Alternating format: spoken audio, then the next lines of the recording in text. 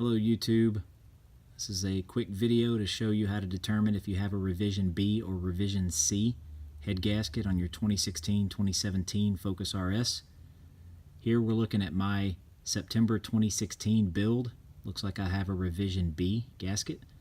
The revision C, from looking at the pictures on the interwebs, has a brass reinforced ring or button in this location as opposed to this bare stamped hole in the gasket. I'm going to go ahead and zoom out and show you what this looks like and how I got to this spot. I used a telescoping mirror and a flashlight, aka torch.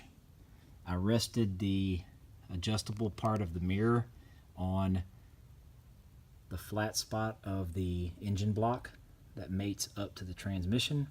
I placed the telescoping mirror underneath this black hose.